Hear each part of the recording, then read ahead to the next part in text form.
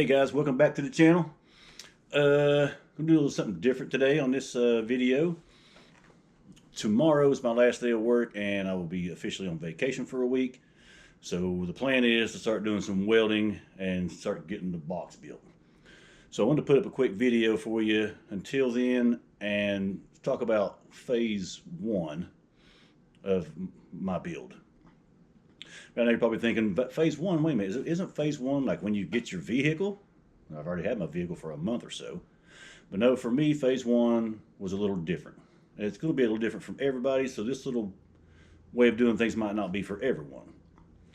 So what you can do is, and this process is really for those who, like, you absolutely know you're going to do this. You're going to get a vehicle, you're going to do overlanding, or whether it be a van life, a school bus, a step van, box truck, it doesn't matter.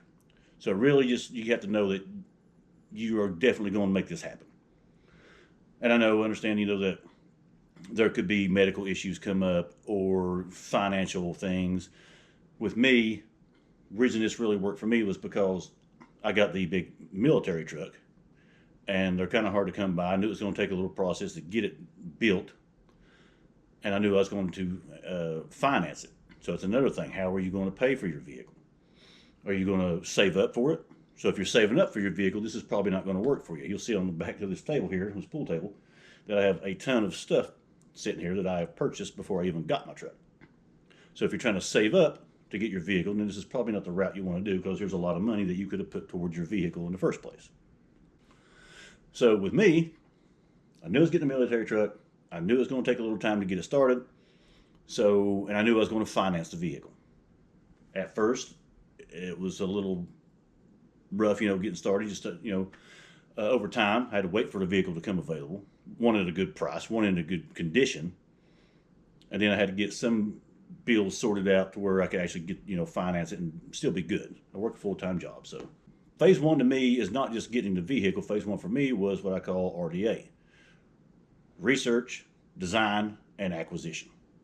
So first I did a research, what kind of vehicle do I want? You all should be doing this anyway. I'm 6'4", so I'm not going to do a van. I need a lot of space. I wanted a four-wheel drive, big vehicle, capable vehicle, off-road. And of course, being a veteran, I love the military trucks and I know how capable they are. I'm very familiar with these vehicles. And there's going to be other little things that you need to factor in too. Do you want a full shower? That's going to be hard to do in a van unless you do like an outside shower. You might want to go with a step van or a box truck. Then, if you go one of those routes, it's probably not going to be a four-wheel drive unless you want to spend a ton of money doing the conversion. So for me, the military truck was what I needed to do. And it was the ultimate platform that I wanted to build out. So I knew it was going to be a while, and I knew I'm definitely doing this. So along the way, why not buy a few little things that you know you're going to get after you do your design, your research and design? Like how much fresh water storage do you want? Are you going to do black water storage tank? Are you going to have gray water? So I'll show you everything I got back here and why I've already acquired it. And the prices, we're not going to go over that because I want to try to do a budget, do as cheap as I can, and still have, good quality stuff. So in the research part, you figure out what kind of vehicle you need with all the ones, the things that you want in your vehicle and what you're going to have, what you cannot sacrifice, creature comforts and all this stuff. Design, you sit down and get your links and of your box and all that, all the dimensions, and figure out what would be the best layout for your vehicle as far as, where you're going to put this and where you're going to put that. Where's the shower going to go? What kind of bed system you're going to have? Everything. Think about it all. Draw out different designs, not just one design and say, yep, that's what I'm going to do. Play around with it, because you might find out another way you want to do it, and it's best to find out now exactly what you really want to go for, rather than after you build it and you've used it for a few times and you think, we probably should have went a different route. So while you're waiting to get your vehicle, research and then do some designs. So acquisition, that's where all this stuff comes in. So I already designed and researched all these products and stuff, and checked out, reviews and whatnot. They seemed to be okay. And later on, we'll do a video to see if they really were okay. So I'll take you with me here. We'll just go across the table here of a couple of things that I got. So I knew I was going to have a pass through on the vehicle. I'm going to have a cutout in the back of the cab. So I already went ahead, go ahead and buy the boot for the cutout between the cab. And things are going to break. The reason I got a new oil filter and a fuel filter and water separator was because some of these parts you might not just be able to pick up at just any part store. If you have a schoolie or a van or box truck, they might carry those parts. So if I ever need to replace this stuff, I already know I've already got, some stuff already ready to go. I knew I was going to be doing some off-roading, so I went ahead and bought at Harbor Freight, and no, I'm not sponsored by any of these parts, any of these companies or these brands. So I went and bought a 30,000 pound recovery snatch strap, whether I get stuck or somebody else gets stuck. And those tires, there's like probably 20, 30 lug nuts on them things. And I'm not going to sit there with a little lug nut wrench and break those loose and try to change my tire.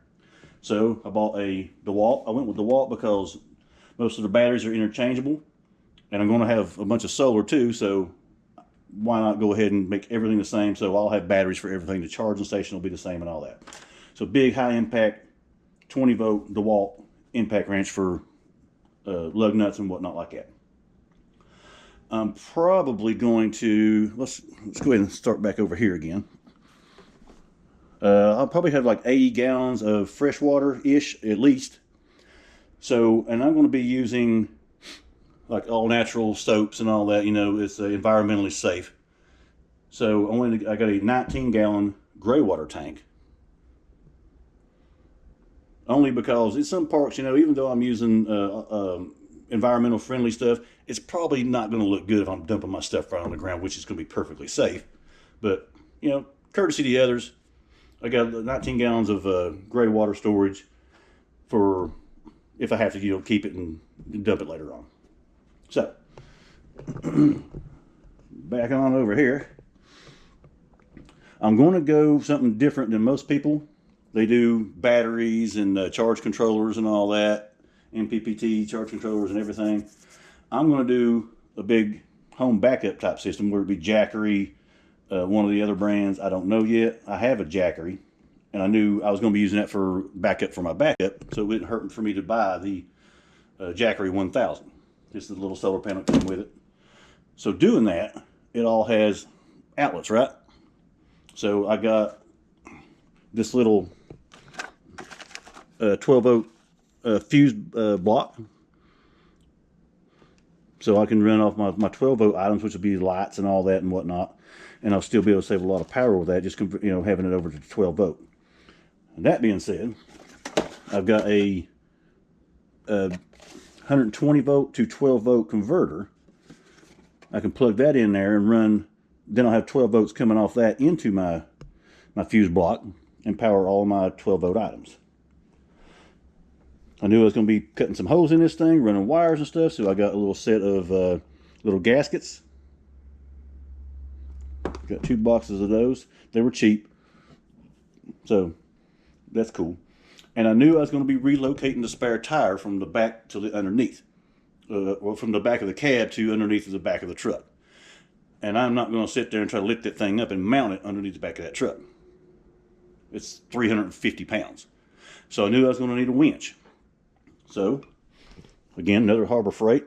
2,000 pound winch was overkill, but it was like 60 bucks, somewhere through there. Don't quote me on that price. So I'm going to mount this on the back of the truck and run it up to a pulley, which will go down to the tire. I can just put my hook in there and lift it straight up on the ground, off the ground, and mount it up underneath the truck nice and secure, and not break a sweat doing that. Got a winch for that. And I knew I was going to do some sound deadening in the truck, so I got some of this buttle rubber, or whatever that is, Cuckwaby Bottle rubber soundproof mats. It's a peel and sticks, and that stuff is heavy, really heavy. So I got that. I said, you know, from paycheck to paycheck, if you have the money, just hey, I know I'm going to do this. Let's go ahead and purchase it. Have it come in. Now I got a table full of stuff sitting here waiting. When I get the build ready, it's already here. I ain't got to worry about it getting shipped here. I ain't got to worry about getting the money to actually pay for it. I'm already set. Windows. Windows was a big thing for me. Got these also off of Amazon. And if you're going to get a lot of stuff off of Amazon, go ahead and get Prime, because you're going to rack up a lot of points getting all this stuff. Allotments. These are I think they're 2 feet by 16-inch windows. And you go to those big time brands, and it's like, for instance, this one right here is like a 36 by 22, 3 foot by 2 feet, something like that. Some of these other big brands are wanting like $900 for one window this size. No, not happening for me. And these are actually made for RVs, every one of these. Here's another smaller window, some for kitchen, you know, some for like the living space or dining area. So I got those windows ready to go. Know you're going to need a water pump for your fresh water. Got this Seaflow. And again, I'll do some reviews on these once I actually use them. Some of the comments on them said they were pretty good. And I wanted to be able to fill up anywhere and have pretty safe water. So I got this inline filter for the water hose. Again, these are not very expensive, you know. Just when you got the money extra you later around, you know, just go ahead and buy a part. If you know you're going to make the build, you're going to buy it eventually, go ahead and have it ready. Why not?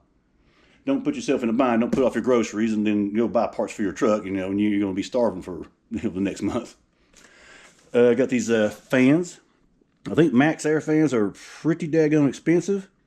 This model here, let you see that. I got these off of Amazon also. Lead Cool TV, that's their email. Again, all the reviews look good. I got 2 of those, one for kitchen area, one for the bathroom. Going back around here, one last thing, I think on the table. I knew I was going to be cutting the metal myself and doing this job. I went and bought a welder for Harbor Freight. And the reason I didn't care to do that was because I knew I was wanting to have a welder on the truck anyway. So go ahead and get the welder that's going to do the job of building it. Plus, when I get done, it's going into an underbody storage box. It's going with me. And got this Bowyer bandsaw kit for cutting metal. Extra blade, because we're going to do a lot of metal working, guys. So I think that's it in a nutshell.